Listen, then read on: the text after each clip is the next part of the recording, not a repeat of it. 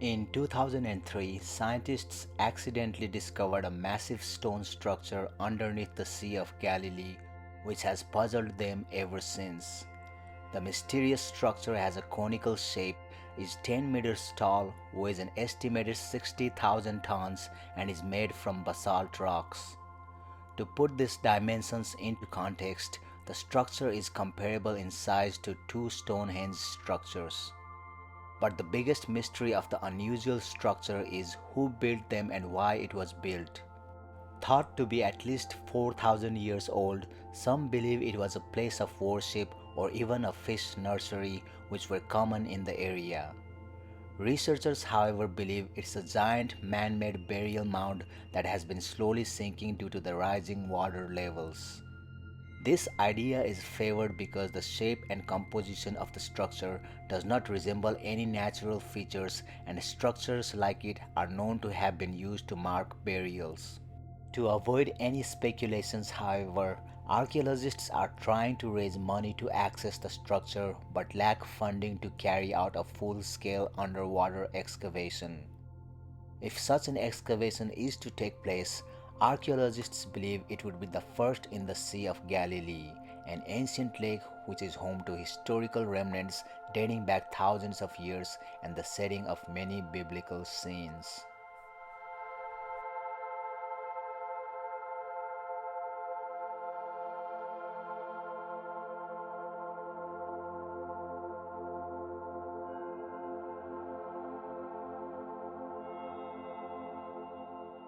The Justinian plague that swept through the Byzantine Empire and into the Near East in 541 CE was the first Old World plague pandemic. The disease killed millions of people and had a profound economic and social impact for years to come on the regions it affected. The bacterium that caused the pandemic, Bacterium Yersinia pestis, was recently confirmed to be the same one that caused the Black Death pandemic. The Black Death was another bubonic plague epidemic that swept through Europe and North Africa in the 1300s, killing hundreds of millions of people. How the deadly bacteria entered the Byzantine Empire is one of the many ancient mysteries scientists are still trying to decipher. Researchers believe the bacteria may have entered Europe with rats that stowed away on ships traveling from Egypt. However, recent investigations have found a relative of the ancient deadly strain in Kyrgyzstan and Kazakhstan. This suggests that the plague may have originated there rather than in Egypt. The plague continued to infect people for 2 centuries after the initial outbreak, making it one of the most deadly ancient mysteries.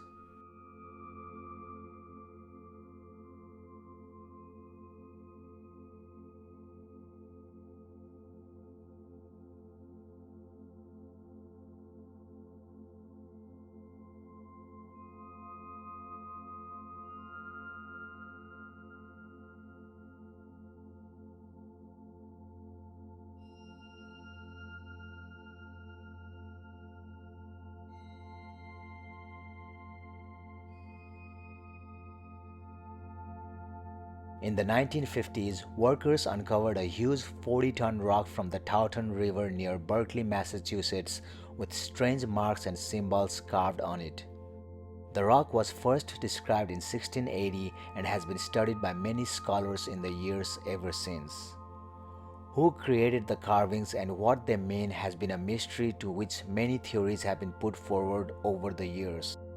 Because the rock appears to have both pictorial inscriptions as well as some letter-like carvings, not everyone thinks it is the work of native tribes in the area, but possibly the work of sailors from Portugal or even proof of Viking or Phoenician visitation.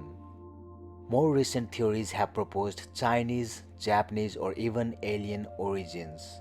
Today, the rock is housed in a small museum located within Dighton Rock State Park where researchers have been able to examine it more thoroughly. However, this has shed little light on its mysteries, which probably won't be solved anytime soon.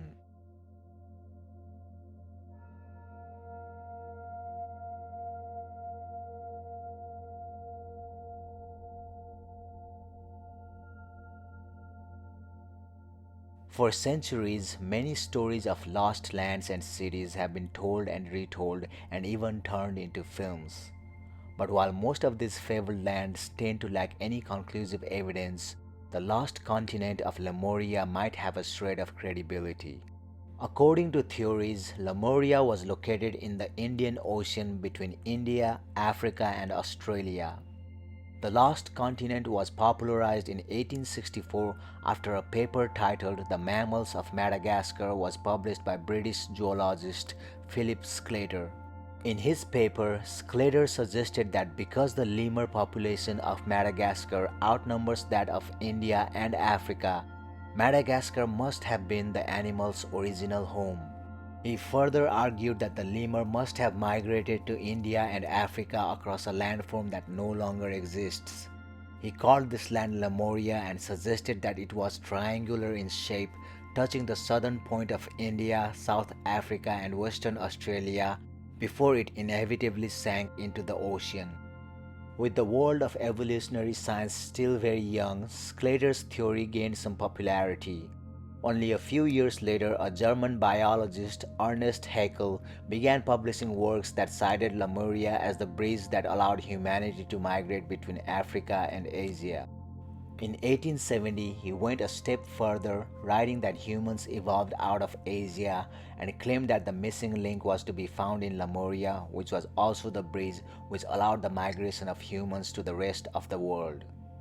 Once scientists learned that humanity likely originated in Africa and not as previously believed in Asia, theories regarding Lemuria fell more into the fringe, often becoming the subject of occultist writings and eventually pure fiction in comic books, novels, and films.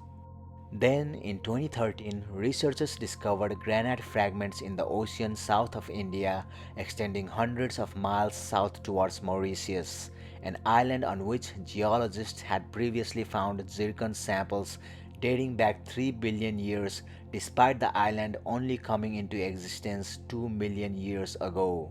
This discovery led scientists to theorize that the zircon must have come from some other far older continent that sank into the Indian Ocean. They didn't call it Lemuria, however, but Mauritia. And while their findings don't exactly line up with Sclater's original theory, lemurs originated roughly 30 million years after Mauritia sank, which shows that a landmass did once exist in that region and was lost to time.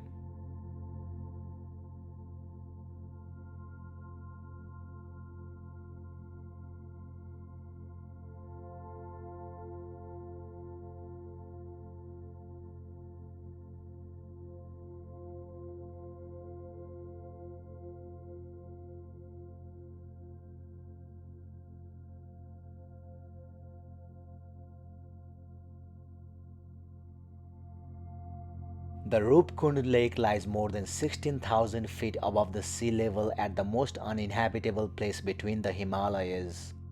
In the winter of 1942, a forest ranger discovered hundreds of human skeletons, some with flesh still attached, lying around the lake.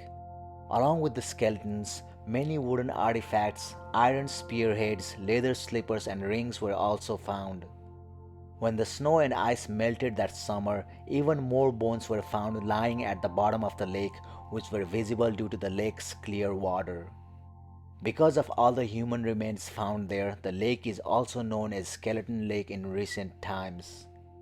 At first, it was believed the remains were that of Japanese soldiers killed during the Second World War.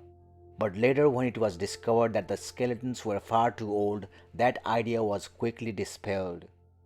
Locals believe they are the remains of a semi-legendary event when a single group of people were killed in a sudden and violent hailstorm in the 9th century. Studies of the skeletons has also revealed signs of severe head injuries that were caused by round objects falling from above. This has led some to believe that the victims had been caught in a sudden hailstorm, just as described by the local legends. More recently, however, radiocarbon dating and genome-wide analysis has shown that the remains belong to three distinct groups who died in two independent events around 800 CE and 1800 CE respectively.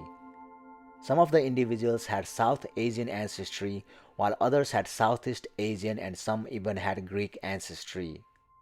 Who these individuals were, why they were in the mountains, and what caused their death is still a mystery.